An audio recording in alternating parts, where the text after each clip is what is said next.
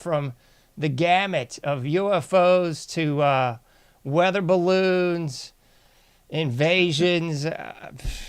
Israel's getting bombed. Southern border's wide open.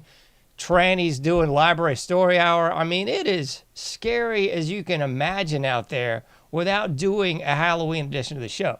So I thought I would take, I won't even say a lighter take on this thing because I want to make it a serious discussion. But at the same time, I've had it up to the gills with the political side of stuff.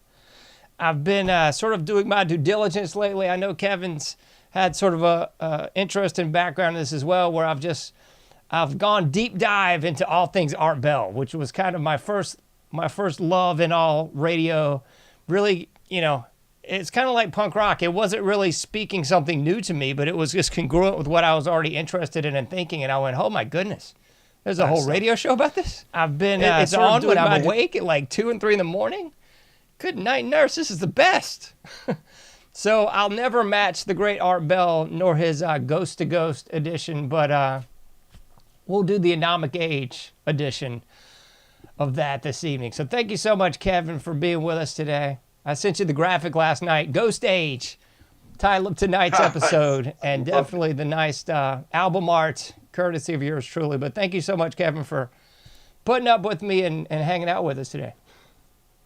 Oh, man, thanks for having me back. And yes, I love the graphic. And much like you just mentioned, John, it brings back when you and I were talking before the show. Does that not bring back just such fond memories? I remember laying in my bed and you had the warm light of the radio. Yeah, I had one of them old light-up radios. You had to wait for it to warm up. And I lived literally out in the desert. And you could catch just a little bit of Art Bell until the sun went down. Remember, you had to wait until certain weather. But yeah, it was just, man, yeah, you're right. I mean, it's just such a fond, warm memory. It takes me back to, like you were saying, a much lighter time. Yeah. I mean, I think a lot of us grew up with Art Bell. I hope so. Yeah, man. I mean, I'm right there with you. I just love that stuff, and I've always been so interested in the material. I mean, I'm rocking my Scooby-Doo shirt because I think that was kind of my first interest in all the paranormal stuff. Was like Scooby-Doo. I was like, oh my! It was like Art Bell, but like as a kid, I was like, oh my gosh, there's a show that's into all the stuff I'm into. Then I graduated up to Unsolved Mysteries and oh my goodness, the Leonard Nimoy show that I can't recall the name of right now. Okay. Oh my gosh, John, you okay? Now you did it. I gotta think of this. There's a rabbit. A rabbit. Oh my God, it's gonna bother me until I get it. In Search Of. There it is. In Search Of. In Search Of. I love that show. Even when I was a kid, I was staying up too late. I was watching In Search Of, and it would come on. I think it would come on like right after NWA wrestling. It'd be In Search Of, and then it would be the Test Pattern. When they actually had national anthem, flag, and then it was just static for 6 hours or whatever. Yeah. And it was time for everybody to go to bed. Yes. And then once you went to bed, you waited until I heard my parents' bedroom door close, and then it was time to turn on the radio, let it warm up, and listen to Art Bell. Exactly. Yes. It's so true, man. I love that. And I'm just so happy somebody else has got these memories, man. This is wonderful. Yeah, I mean, in Search Of, that's another fond memory. I remember it was every Sunday afternoon for us. My dad and mom would watch Wild Kingdom. Then it was In Search Of. Yeah, I mean, it was a pattern. But yeah, you're not the only one. I was a total geek. I was. But you mentioned a background in the paranormal, and that's kind of what got me started in this, was those childhood experiences.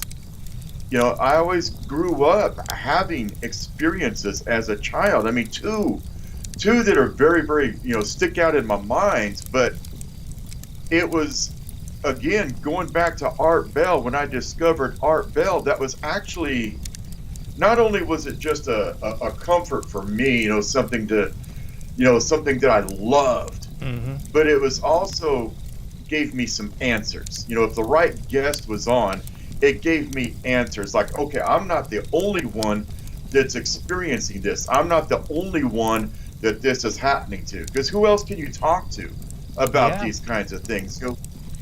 John, we're going back to the 70s before it was a thing, before it had its own TV shows, its own series. Before Taps, made it popular, and then Zach Baggins made it marketable. That's the So I truth. remember Zach Baggins long before he had a TV show.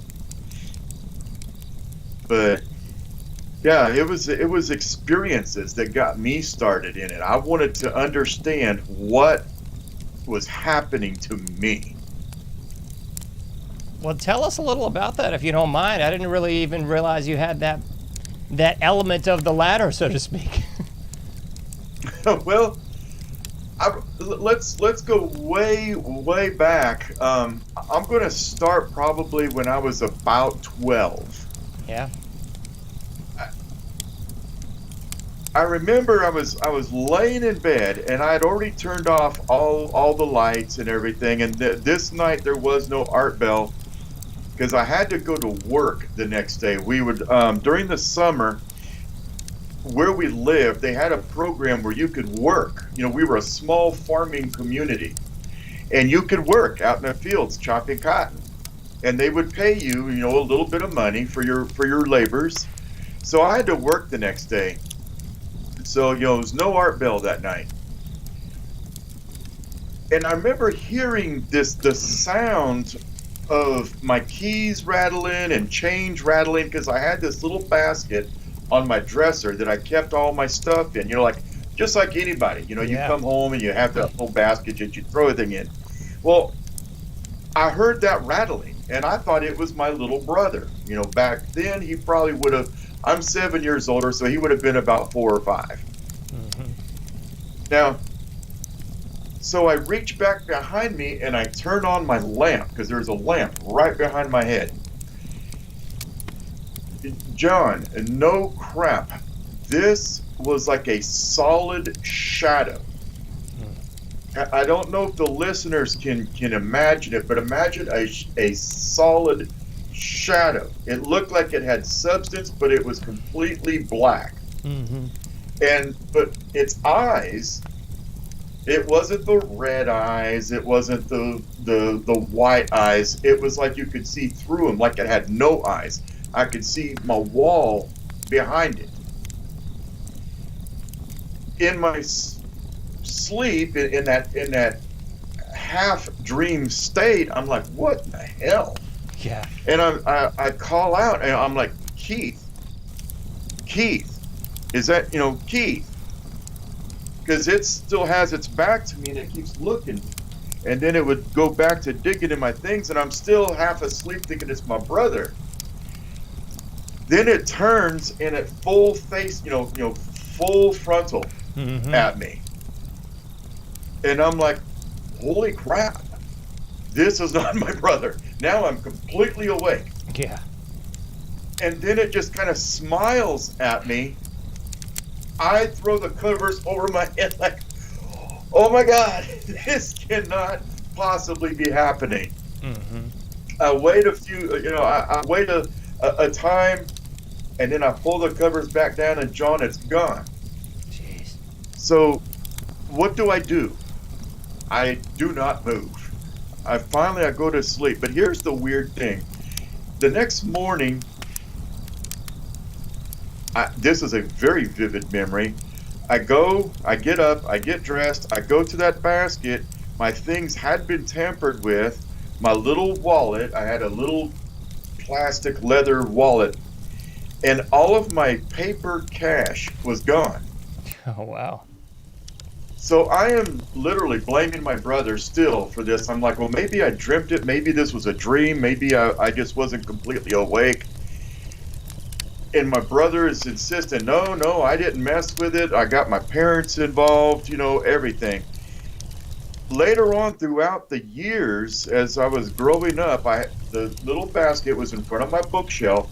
As I began pulling out books, all of my paper cash, John, was in those books. No way. It's like it had taken my bills out of my wallet and had put it in a book and then put it back. Mm-hmm.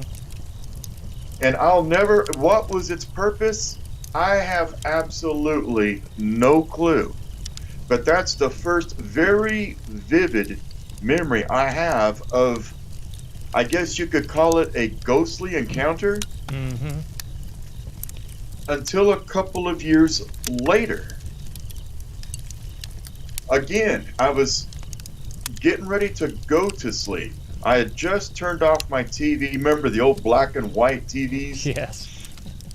I had one of those on my dresser. Now I'm all grown up, I got my own TV set, everything. And as I'm laying there, I'm getting ready to go to sleep, I start hearing these little footsteps. And it sounded like an adult. And I kind of sit up and I look and I see this shadowy figure. I know it sounds cliche, but it is what it is. Take it or leave it. This shadowy figure walking back and forth right next to that same bed. And it takes on almost a solid shape. And it was an older man. He was wearing this long coat, not a trench coat, but kind of like a long coat going halfway down his thighs. And he's wearing a hat, and he kind of takes the hat off and just kind of holds it in his hand, and he keeps looking over the bed at me.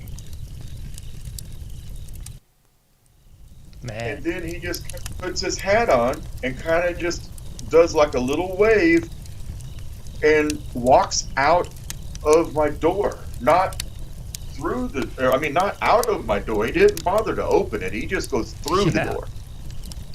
So I kind of just, okay, this has happened, before. Just take a deep breath, Kevin. This is a dream. The next morning, that would have been a Saturday night because the next morning was Sunday. My father comes into the living room where we had our kitchen table set up and we were going to have breakfast together before we go to church. And he's looking really distraught. He's just not looking like himself. And we kind of just dismiss it. And then that afternoon, it's like something had been bothering him all day. That afternoon, we go out to work on the car, and my dad just looks over at me and he goes, "Kevin, I'm sorry." And I'm like, "What are you talking about? Sorry for what?" He goes, "I'm sorry I've been rough on you the last couple of years." Mm-hmm. I'm like, "Dad, where's this coming from?" He goes, "Well, I saw my father last night." Wow. And John, I've never met my grandfather. My dad's father passed away while my father was in Vietnam. I hadn't even been born yet. But he says that my father visited me last night at the front of my bed. And he sat down on the edge of the bed so realistic that I could feel his weight on the bed. And he told me to take it easy on you. That you were just being a typical teenager. Just like I was. And so I just wanted to make sure that everything's okay, Kevin. And I apologize if I've been tough on you. And what do you say to that, John? That's heavy. Man. That's so crazy. But not. Yeah, I shared with him what happened to me. And I was like, "Well, Dad, I think I saw him too. Did your dad look like this?" And I gave him the description. And he's like, "Oh, my God, we got to go tell Mom." So, got my mother involved. And then, it was probably about a year later, my mom and my grandmother sat me down and said, "Well, Kevin, we got to tell you, our family tends to do this, Mm-hmm. and since there's no women born to us, you and your brother are going to share this gift."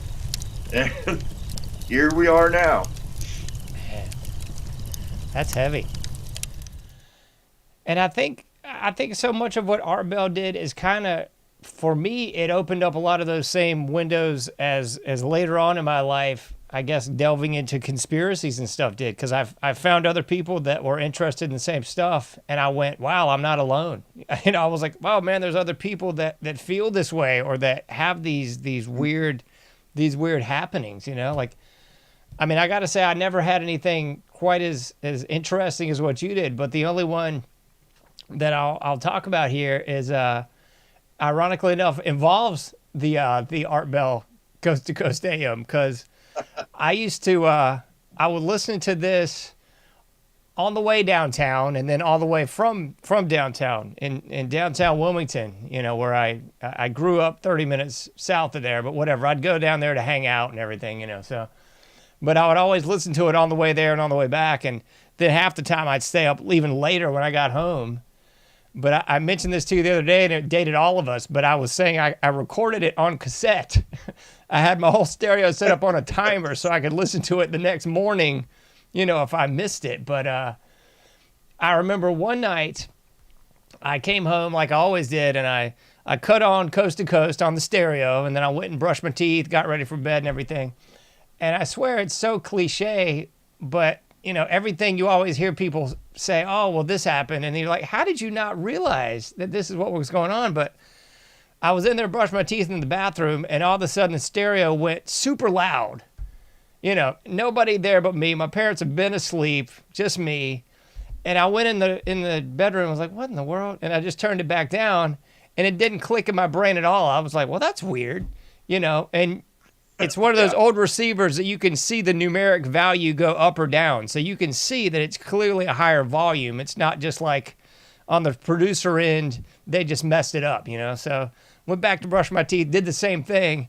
And then I went back in there and turned it down. And then I went, oh, wow, what the devil's going on? This is weird. It just took me a minute to figure out this is not normal. This has never happened before or since. I got the same receiver in the closet right there running, never had a bit of trouble with it except that one time. So, again, somebody's going to chalk it up and say, oh, well, it was just a remote somewhere, or the producer fouled up. I don't know. But it never happened before or since, and it was pretty darn paranormal for me. So, well, what if it was a spirit? And it's like, John, this is my story. I want you to hear it. This is about me. It could be. They're talking about me. Let's cut it up. Yeah, I should get my wife in on this. She's had way more on the paranormal side than me that involves kind of like what you were talking about and stuff moving, and like I don't really want to see all that, but it's very interesting nonetheless. Why would you not? I don't know, man. Like, part of me wants to, but the other part of me doesn't necessarily want to have to deal with the interaction, or have it be something more malevolent that's gonna, do craziness. I don't really mind like a passing high, but I don't really want, freaky stuff moving and stuff getting thrown and all the dark side of the force, if you will. But I always get tickled, when it comes to proper investigations, because I've been investigating now, formally. Yeah. My gosh, John, probably since about 94. I got the opportunity to minor in parapsychology in college. Mm-hmm. And so, but I always get tickled because people come on an investigation, they'll beg you. They'll beg you for months. Yeah. Oh, Kevin, when you going to do another one? I want to go. And I'm like, all right, I'll set something up. And then you get there, and one of two things is going to happen, and some of your listeners will understand exactly what I'm talking about. Either nothing is going to happen, and they're going to be supremely disappointed, or something will happen and they lose their crap. Yeah. They're like, oh my God, I can't stand. Wait, you came here for this. This is what you wanted. What an insult. It's like if I beg you to come to your house, John, I got to come visit. Please let me visit. And you're like, well, come on over to the house. And as soon as I see you, I'm like, holy smokes, I gotta go, I can't. Yeah. You're in their house, you're on their turf. You came to see them, and now that they're here, what are you doing? That's so true, man. It's so true. And one thing I've noticed that I'm sure you can speak to, having checked off both of these boxes, but the people that I've talked to over the years, I won't say that tell me the most information, but it's not even odd, are people that are in law enforcement or people in the military. They will almost, without me prompting or anything, we'll just get to talking like, well, you know what I saw in Iraq? We'd be on patrol and you'd see, stuff that was not showing up on the FLIR, but showing up to the naked eye or vice versa. And it was just, it wasn't uncommon. And I think a lot of people would be like shocked to hear that. But I think, I hate to get dark here, but people that are that close to death or that close to sort of the darker entities, and I'm talking like the two-legged regular humans, like the darker people, whether or not we're talking about, prisoners or combatants on a battlefield, they kind of, I think, know up close and personal more than like the average guy that's like and I'm not throwing shade at mechanics or a construction worker, but I'm just saying, I feel like law enforcement and military have seen this sort of thing visceral, up close and personal, where the average person may not have. And they kind of have like, oh yeah, of course. Yeah, paranormal, that's not a big deal because we've seen it before. We know what's up, You're absolutely right. I never really thought about that, but looking at it, you're right. We've kind of come to grips with death. Yeah. And we're kind of, for a lack of better terms, kind of comfortable with it, I guess. But also, I'd like to add to that, I would attribute it to awareness. Yeah. Because given the nature of both jobs, and I've been in both, like you said, I've been in both fields. You're so aware, or hyper vigilant, that you're always watching, always looking. Who is that? What is that? What are they doing? Why are they reaching in their pocket? Yes, it's that awareness. That constant awareness, and when it comes to spiritual activity, you seem to be more aware than, like you said, the average person who's just going on about their everyday life. I'm going shopping, I'm going here, I'm driving, I'm listening to the radio, I'm brushing my teeth, I'm brushing my hair, I'm doing whatever. We're always like, yeah, we're doing it, but we're also, we're watching. Yeah. That's a really good point, John. You care if I borrow that? Oh, please do, by all means, man. I just sort of something I picked up on from people just talking to me over the years about stuff. They'll tell me this stuff, and it's not even a big deal. It's like, oh yeah, of course. Like, of course we've seen this, that, or the other, But I like what you said too. I think there is so much that has to do with the awareness. A buddy of mine and I talk about this all the time, and neither of which have had any kind of real training like yourselves. But I swear, man, like the average person is just not even paying attention. We'll be out and about, and he'll be like, look, did you see that? And I'm like, yes. Did you see that? And, we're like, and I'm trying to teach my daughter these same things. Like, we went on a bike ride the other night, and it was like, hey, did you see that guy at the car? And I was like, oh, shoot. You caught one. Good, man. Good job, girl. But I want everybody to have that kind of awareness. And I think the average person just doesn't. And like the technology is a whole nother realm of that now, where people are just tuned out. People going to jog with the headphones and everything. I'm like, are you trying to die? Like, you need all your senses to go on a jog. Like, there could just be a dog, let alone a robber or something crazy, I'm guilty. I'm guilty of that.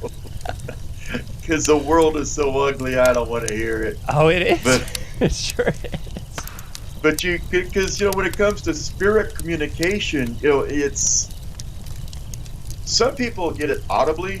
Yeah. But I don't know how to describe it. Sometimes I'll get it audibly, but it's more in your head. Mm-hmm. Like people will say, well, Kevin, how do you know that okay, let's reframe this. you've got mediums, and people will pay a lot of money, John, to talk to a medium. Some people are ridiculous. $200 an hour. Cheapers. Non-refundable. Okay, that is insane. But people want to do it. But then they'll see the guy standing out on the street corner, shaking his sticks at traffic and screaming and yelling and talking to, someone that they see is not there. But they'll call him crazy. But you'll go to someone that's doing the same thing, but you'll pay him $200. So how do we know? How do we not know? And I had this argument because my first degree was in psychology with a minor in parapsychology. So when you tell me that you're hearing voices, I'm likely to believe you. But yeah, there's a lot of crazy people that hear voices. Yeah, so how do we know that they're not really talking to somebody that we're not aware of, or that they're having physical sensations that we're not having? Mm-hmm. But they really are, because their mental state is different than ours. They're wired differently than we are. Like a soldier or like a policeman, they're more aware, but they are so much more aware that they don't have that natural curtain that we throw down, and so that they are able to see or hear or experience other worlds that are right next door. And here, I think it does connect to the more conspiratorial, because it's almost the same stinking thing where the quote-unquote powers that be know and accept all this mess is going on, but they want to put up the cloak and dagger and pablum for the average citizen, So, I mean, the big people pulling the strings, they're on the liquid, what the devil's the hallucinogenics? The hallucinogenic, like what is it? The microdosing. They're on the microdosing so that they can tap into this netherworld. You got CERN, like, knowingly opening up portals. You got the Lucifer telescope. I mean, all this stuff is just in your face, but yet they're telling the average person, don't worry, it's just swamp gas. Don't worry, there is no afterlife. Yeah, we're all atheists. We don't believe in any of that stuff. Yeah. See, it's just... Well, then if you're an atheist, then why are you doing all this? What's in it for you? But a lot of mediums, they describe the communication as either they're hearing or they're experiencing, physical sensations or imagery. Whenever I do the tours, I talk about how spirits will also communicate in imagery. Like, okay, here's an example for you, John, and I want the listeners to participate in this. And if I say the word car, what did you just experience? What went through your mind? For me, I thought of like one of my first cars, like an old 1989 Honda Civic. Exactly. I thought of my first little blue truck. Yeah. But it was a different experience for both of us, but it was a meaningful experience. Mm-hmm. So a spirit may show you imagery. For example, we have a spirit on our tour. His name is James Bradley. And he was a politician in the early 1800s. Married a young girl by the name of Adeline Bibb, who was the daughter of Thomas Bibb, one of our first governors of the state of Alabama. Now, Thomas Bibb, I'm going to give you the real brief story. Thomas Bibb, the governor, gives a huge, beautiful home. And folks, look it up online. Huntsville, Alabama. Look up the Bibb House. It is gorgeous. Huge pillars. I mean, it is the perfect antebellum home. But James Bradley had a dirty little secret. He was a compulsive gambler. So he loses the house and the entire property in one hand of cards. Jeez. And he's humiliated by it. Whenever our mediums come in or our sensitives come in and we do a reading on the home, and when we first started initially doing our investigations on the home, this spirit doesn't want to talk about it. No, you're not going to talk about this. You're not going to bring this up. You're not. Haven't I suffered enough humiliation? And I'm thinking, where are you getting all this information? Well, I'm hearing it, or I'm seeing it, or I'm feeling it. The mediums describe it in different ways. And then they say, well, if you want to know so much about it, ask that dirty Republican. They'll tell you all about it. Well, it has nothing to do with politics. Me, I'm an idiot. I'm not even from Alabama. I'm thinking they're talking politics. Yeah. No, it was the Huntsville Republican, the newspaper of the day, that broke the story, created a scandal, and James Bradley lost his political career. Now, you take a sensitive to the location, and they'll probably give you a completely different story. They describe it from Adeline's point of view. How she felt losing her home. How she felt watching all of her belongings go out of the home in an estate sale here about 3 years ago. It's a completely different story. Why? Because Adeline is more energy, whereas James Bradley is an actual spirit. Am I making sense? Yeah, I think so. So the mediums will have different ways of working. But how do you know they're not crazy? Because it's the validation that's important. Whereas a schizophrenic or somebody who's suffering from psychosis, it has no context. Whereas a medium is able to give you context, and that's what gives me a little bit of comfort. Either my own experiences or working with other mediums or other sensitives, it's that validation that makes it important. That's why I get kind of aggravated, a little bit of humor here. I get so aggravated when I watch these paranormal shows and they're showing you on camera it's some dust or a bug flying by, and they're like, oh my God, did you see that? It's a demon. No, not everything is a ghost. Not everything is a demon. Don't flatter yourself that a demon finds you so interesting. And show me some context. Show me some validation. Show me something other than a sparkling piece of dust flying by. I feel you on that one 100%, man. I swear, sometimes, it's kind of that old adage where if you're a hammer, everything looks like a nail. Because I hear that mess all the time. If anybody even speaks of the paranormal, it's all demonic. And I'm like, I just don't buy it. I don't buy that it's all demonic. I don't buy that all the UFOs are demons. I don't buy that all the UFOs are ours. I don't buy, anytime somebody says all, I kind of get like, no. Because at the same time, I know a lot of the UFOs are ours. Yeah, I got the blue beam stuff. But I also think there's a whole lot of this stuff that falls into a weird nebulous category that nobody knows what to think it is, Well, yeah. Well, let's move from ghost and let's move to Sasquatch. Yeah. Something that actually is a little more believable. I find it hard to believe that. Well, let me rephrase that. Let me rewind. I don't see why people are so adamant that no, Bigfoot doesn't exist. When we're finding new species all the time. Why would there not be another species out there that is intelligent enough to not have anything to do with us? Yeah, that's a good point.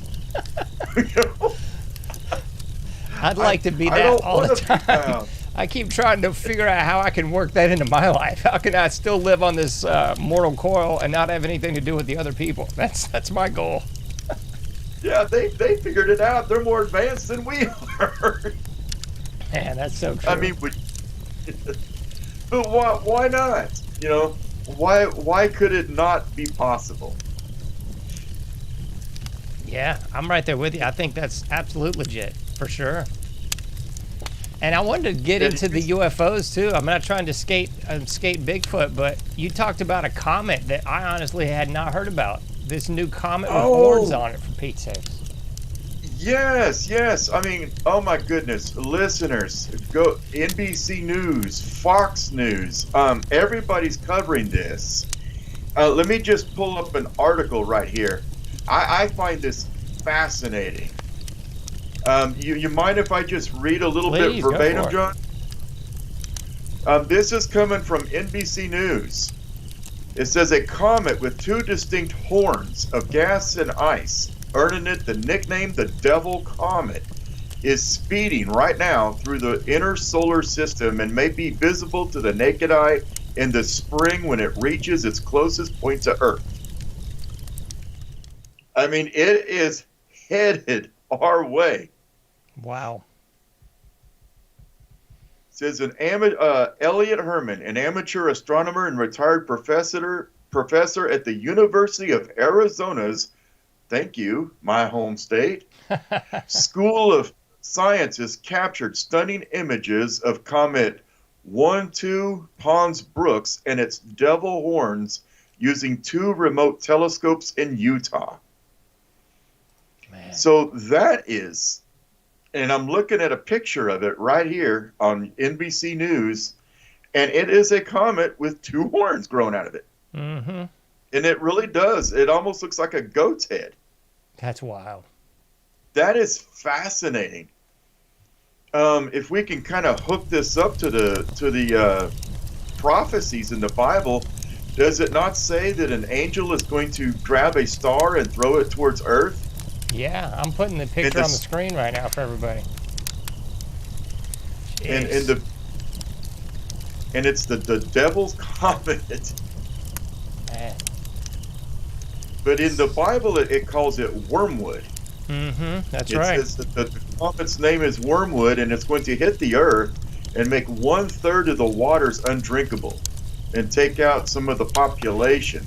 Now, here's an interesting little fact. If we're going to get conspiratorial and talk about weird things, people, you remember Chernobyl? Oh, yeah. You know what Chernobyl means in Russian? I do not. Wormwood. Wow.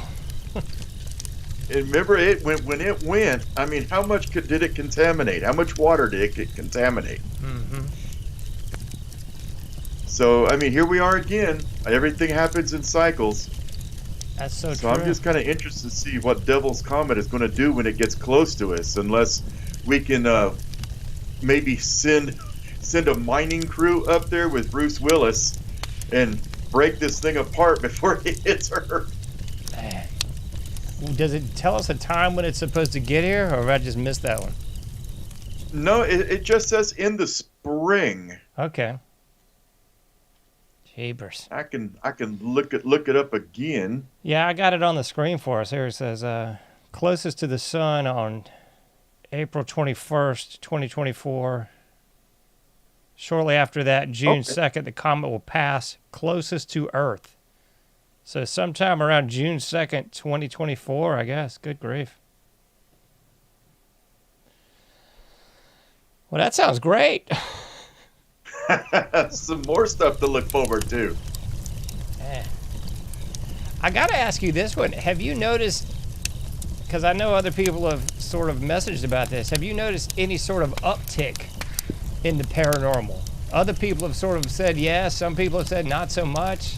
Is it kind of one of those things where more people are just noticing it versus is it more out there? I don't know.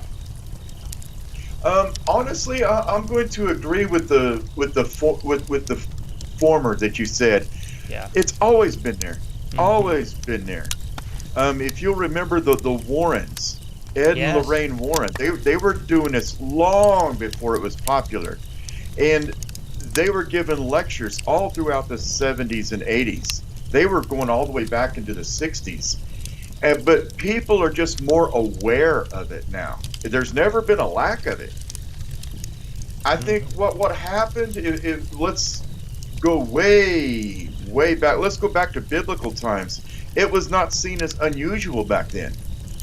Every culture has got supernatural stories about interactions with ghosts and spirits and the supernatural with UFOs. People saw comets as astronomical signs, or predictors of future events. The three magi followed a triple star lineup all the way to find baby Jesus. So those things back then were not, verboten until it was. Then you had the Dark Ages, and literally people just went dark. Now we're in another phase now where we're becoming more, awake to these things and much more aware of it. And now we've got media, which hits everybody, on a planet-wide scale. And what are we doing? We're flooding them with shows, paranormal shows. Oh my God, there's an audience for it. We had to sit there and listen to radios, John, and hope to God that Leonard Nimoy was coming on in the afternoon.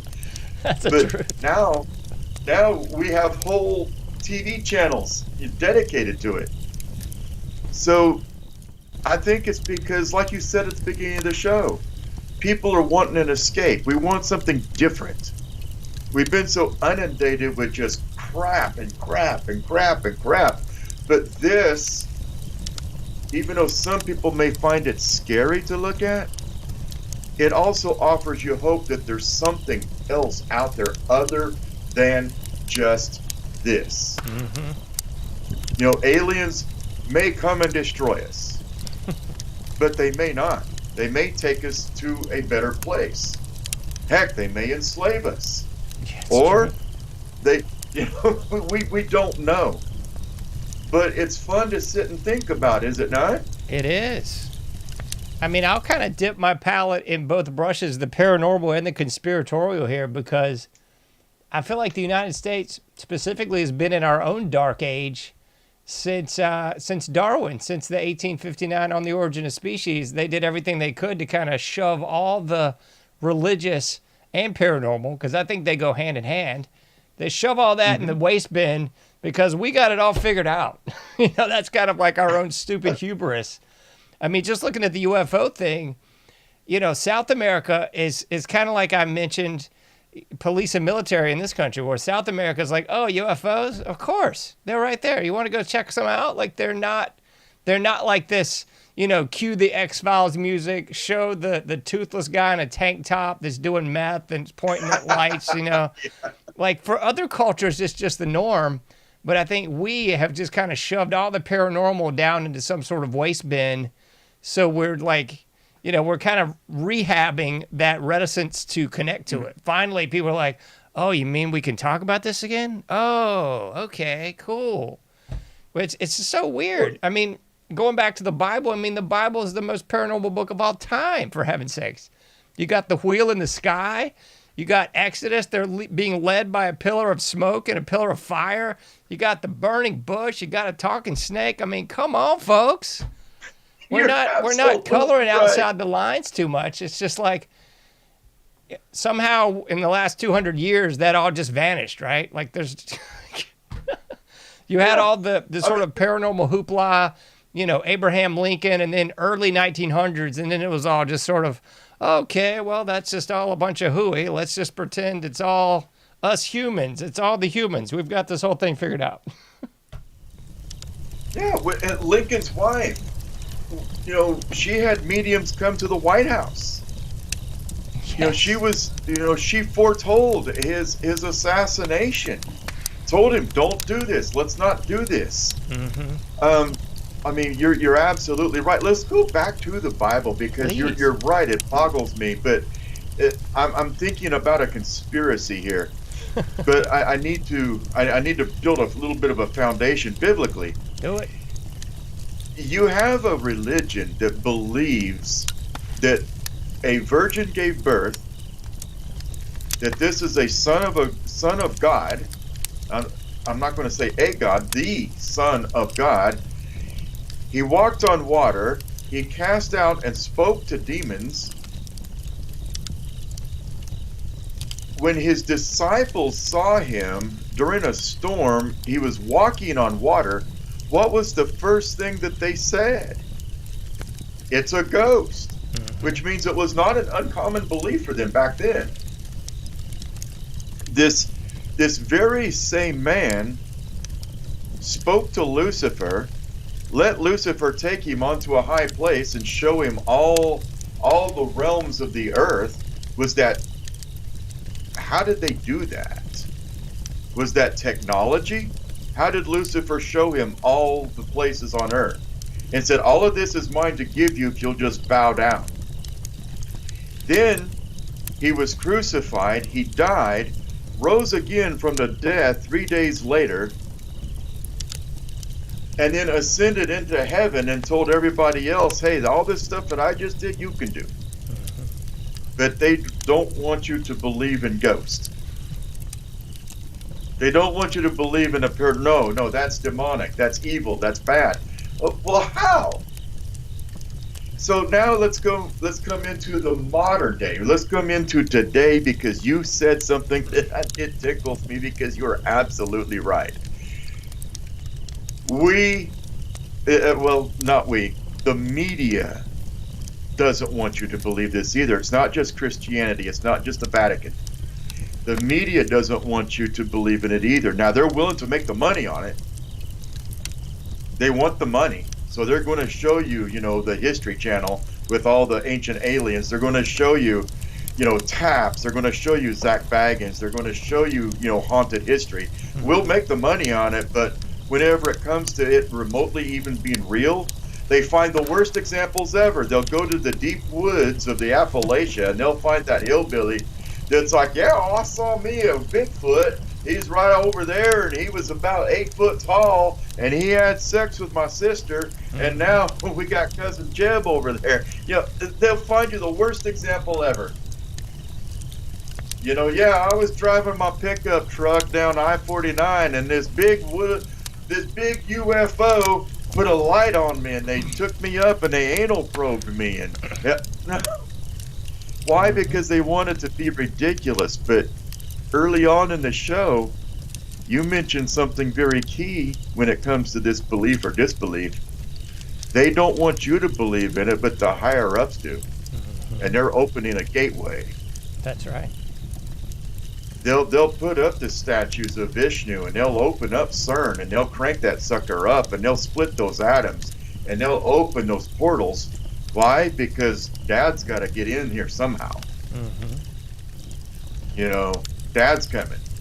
Our Dad's coming. Just like Jesus at that time, he said, how dare you speak of God? You're not of your father God, you're of your father Satan. I'm just saying, John. That's absolutely right. How is it that this modern day, they're so anti-Christ? You can't have Christians here, you can't have God here, you can't have this, but we sure do love Christmas sales. But going back to a lighter note, let me tell you a real quick story that happened on my tour. At least I think it's funny. For the listeners, I give a haunted tour. We've been in business for about 15 years. And if you're interested in looking at it, just go to HuntsvilleGhostWalk.com. And there's this district. One of our tours is called the Twickenham Tour, and it goes through the old money districts. We're talking homes from the early 1800s.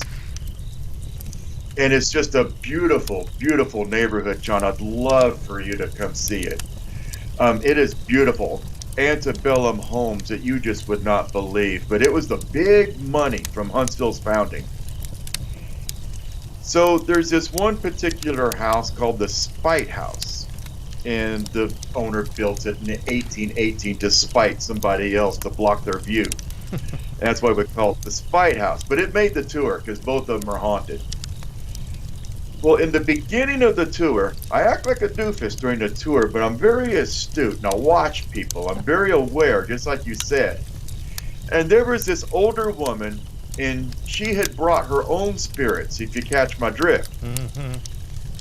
She thinks she's slick. She has this Coke can, and she has this rather large purse. And she keeps reaching in the purse, and she pulls out these little airline bottles. She pours it in the Coke can, and she's downing them. Well, the tour's 2 hours long, and she's slamming these. So the Spite House is near the end of my tour, and I'm standing up on these big, beautiful stone steps, and I'm talking about the home and the ghost that we had investigated. Well, here comes the owners of the home, and they pull up to the front drive, and they're looking, and I've got a group of about 80. And they're like, oh, well, hey, hey, everybody. And they open their trunk, and they're pulling out their groceries, and they're pulling out their first load of groceries. Well, the crowd parts to let them in, and they come up on the stairs, and they stand there with me, and they start talking about their experiences in the home. And they're very accommodating, and they're very gracious, and they're like, okay, thank you, everybody. Thank you for coming. And they go in right behind me, and they open up the front door to drop off their first load of groceries. Well, they make a terrible tactical error. They leave that door open. Oh, jeez. Have you ever had something happen so fast, John, that you don't know what to do? You just kind of freeze? Of course. You don't know what to do. This woman comes from the back of the tour and is pushing people out of the way. And she's like, I want to see this ghost. Shoots up the stairs past me. And John, she makes it to their living room and is walking around this $2 million house looking for a ghost. And they're like, oh my God. And then I see him, I'm like, I don't know what to do. And the family's like, hey Kevin, here, take this woman back. Mm-hmm. So now at the beginning of the tour, I got to give them the 3 rules, and that's rule number 3. Please, for the love of God, do not go into the homes. Wait till the tour of homes in the winter. Please. But the life of a tour guide. That's hilarious, man. Jeepers. Well, I know we're running out of time, and I hate that because I want to keep talking. Me too. I mean, we could do this all night. But Art Bell's going to be on here shortly. That's the truth. I want to bring it back here, and then we'll have to call it a night, I guess. But there's so much to what you said that I swear we could spend an hour unpacking this. But I think the religious and the conspiratorial and the supernatural, all this stuff just comes together.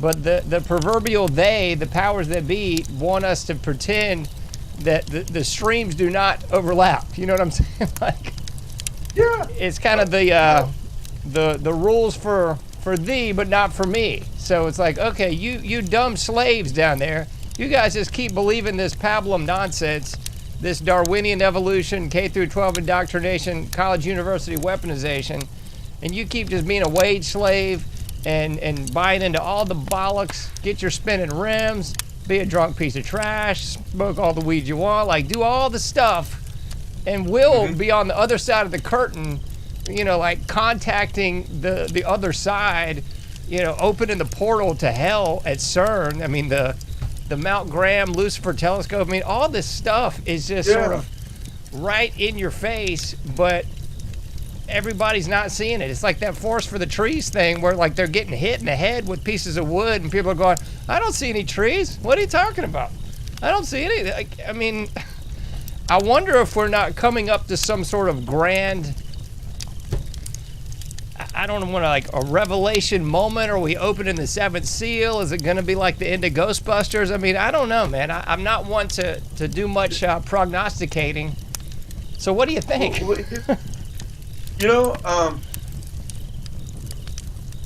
Well, two things, and I'm going to be very careful because I tend to chase rabbits. But people sometimes they'll tell me, "Oh, Kevin, you watch too much TV." You're right. Yeah. You're right.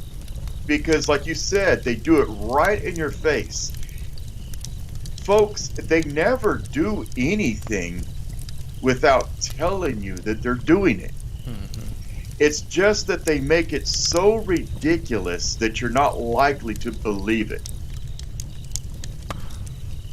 Like these government programs, like Project Monarch, Project Artichoke, Project Aurora, when we're going to the UFOs. Yeah. The project that I was involved in, Sunstreak. They admit it all. Now, then they turn around and make movies about it. How many Stranger Things fans do we have out there? Yes. I've heard about that. Yep. But they're really doing it. But they're telling you that they're doing it. They just make it so ridiculous that you're not going to believe it. Who would believe that they're really trying to open a portal? I don't even think they know where it's going. I don't think so. It could be hell. But who's behind the other side of that portal pulling their strings?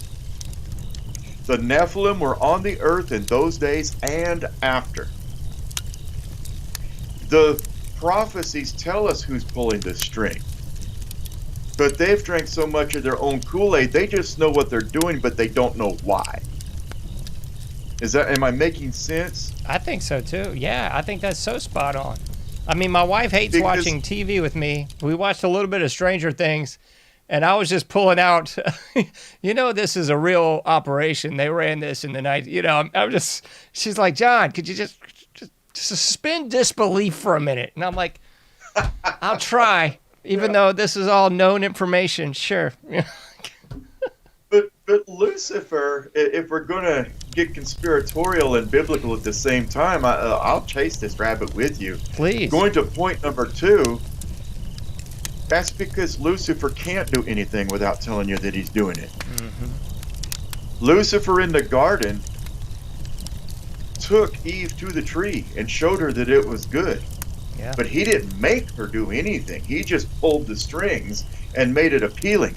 Wouldn't it be appealing to you to be able to open a portal into another dimension and be able to walk through again? Yeah. And to be able to do those things, to manipulate matter, to do all these things? Why does it sound so crazy? And even Eve said, no, God said we shouldn't do this. No, this is forbidden. We shouldn't do this. And Lucifer talked her into it. He told her what he was doing. Yeah. He's like, no. You know why you need to eat this fruit? Because God fears you. God is afraid of you, Eve. Mm-hmm. Because if you ate the fruit, you would know as much as him, and then you wouldn't need him anymore. You would be as gods. Now we're back at that tree now, and Lucifer's telling us exactly the same story. It's just that he has picked out the ones that he wants. Why didn't he try this crap with Adam? Mm-hmm. Why didn't he try this crap with anyone else? No, he knew who was vulnerable. And these people in power are so powerful that they consider themselves as gods, but we're missing one thing. We're missing the knowledge of the gods, and this is how we're going to do it. And Lucifer's back there saying, yeah, you'll be as gods. Yes. Just everything open you that said gate. now is so obvious. The road to hell paved in good intentions. If you look at Elon Musk and the singularity and everything, they're saying, oh, well, if you have vision problems, don't worry, we can put this chip in your head.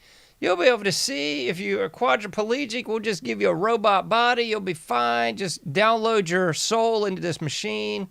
I mean, when you say it like that, it sounds so parallel to the Garden of Eden and that fabled story. Yeah, but to the mundane that they don't want on the planet no more. Yeah. Oh, this is ridiculous. It's a TV show. Come on, John. It's all you the Truman silly Show. Billy. We're not even real. Yeah, you stop. It's just can't you just watch TV and just enjoy it? It's so silly. It's just a show. Some writer is sitting in his underwear, in a basement writing this out on his laptop, and he, MGM paid him a couple grand for it. Can't you just enjoy it for a minute? And just leave us alone. We're just going to, we want to stay in stasis, I know. I try, but it's hard. Because we see it for what it is. That's the problem, I tell you. The paranormal has always been with us. Ghosts have always, why are they here? We don't know. Nope. We don't know. Here's a final thought. I can't help this. Oh, you did this, John. You got me started. You got me cranked up. People are like, why are ghosts here? I'm like, I don't know. Well, is it because they have unfinished business? Don't know. But here's a theory. Since we've talked about the Bible, and I end my tours with this one. give them a parting thought, because I like to leave people thinking. The Bible says, those who are asleep in Christ shall rise first. Now, a lot of people say, well, that's not what that means. It doesn't mean that they're asleep. It means, well, no. I think God's very literal. Those who are asleep in Christ shall rise first. So if they're asleep, John, are they dreaming? And is that maybe what we're encountering when we encounter a haunt? Is their dream self? Because where do you go when you dream, John? Yeah, that's a good question. That's weird. Have you ever dreamt that you have physically exerted yourself and then you wake up tired? Yes, of course. or let's get a little risque, since it's almost 7 at my time. We can, it's after hours. Have you ever had an erotic dream and you wake up with physical manifestations? I don't think so. Well, but something happened Yes, to you, I feel you. Spiritually, that had an effect on your body, which our senses in the waking world tell us that that's real. If right. I can feel this table or feel this microphone, or I'm hearing your voice, I'm seeing you, I'm having an experience. So is that us in a different plane? And if they're asleep in Christ, or if they are in a different dimension and seeing us, are we not interacting? That's so true. So those who are, that's what we're seeing. And that's what they're trying to break through to. Is something that we experience all the time, but they wanted to be here in the present, in the waking world now. Those who are asleep in Christ shall rise first. So my question to the listeners is, if they're asleep, are they dreaming? And is that what we're experiencing? When we dream, are they seeing us as the haunt? I think that could be legit, yeah. I mean, there's so much to unpack, and I swear we got to have a second edition of this. But when you were saying that, I couldn't help but think of Wes Craven, writer of Nightmare on Elm Street and so many others. But he said when he was writing Nightmare on Elm Street, he got that from an actual newspaper article in the 70s where it was somebody that was having physical manifestations of what they were having in the dream. So it was like scratches, it was all kinds of stuff. And I think even death was kind of like that final piece of that puzzle, but I think it's the same thing we talked about. There's so much congruency and even a little bit of overlap between the living, the dead, this dimension, the other, and they don't want us to feel or know that. They just want us to think this is all it is. It's this physical table and that wall over there. That's it, man. It's a lot more. Yeah. Oh, we do need to do a part 2, John. Got to, man. I love being on with you. Me too, man. Me too. Well, before I put my foot in my mouth here, how can everybody follow you and check out your show? And please plug your show as well. I know you're on ZMA Radio, so. I'm actually getting ready to go live. I hope. I'm actually getting ready to go live in January on ZMA Radio, or ZMARadio.com. My name of my show is Weighing In. But there's a couple of different ways you can actually get in touch with me. I plugged our website for our tour. You can also reach out to me on that. HuntsvilleGhostWalk.com. Just look for me and you'll see my rather dapper picture as one of the guides and owners. And I'd like to get the listeners kind of involved in that. We do download photos, we download audio on occasion, and I'd like to get everybody's take on that. You can find me on Facebook, Kevin Thompson. I like to keep it simple, and here's what you'll be looking for. But ssprs@yahoo.com is my email. And so there's several different ways you can get in touch with me, but I do love to interact and engage with the listeners.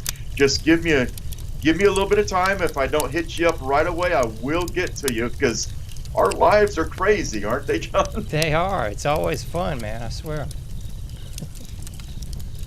Well, thank you so much, Kevin, for being with us. And I always neglect to do this, so I want to say shout out to Jeremy and to Jay, who've been pretty active there in the chats. And check out the ThirdDayWarriors.com for Jay and Jeremy, both sort of involved in that.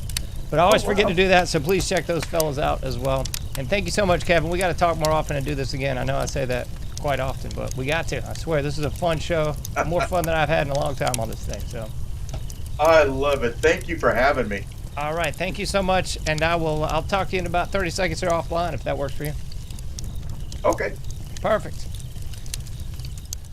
All right, folks, in case you missed any of that. Oh, come on now. This is where the producer comes in, right? In case you missed any of that, please check out anomicage.com. I say that often, but probably not enough. PayPal.me/anomicage, Patreon.com/anomicage as well. If you like this show, it's free for you, but not free for me. I guarantee it. I get a bill every month. So if you like this show and just want to become a contributor, please do so. You can become a one-time donator. You can become a patron and make it so much easier. PayPal.me/anomicage, Patreon.com/anomicage as well. This puts a death nail in the Ghost Age edition, the Halloween episode of this show. It's in the wraps, folks. I hate to say it. Have a wonderful Halloween. Have a happy Halloween. Go out there, be safe. Just enjoy some spooky trick-or-treating, if you will. Put some fun stuff in the yard. That's what I'm doing. I'm excited about it. So do all that, and I will see you sooner than later in the Anomic Age. Remember, you can't do everything, but you can do something. See you soon.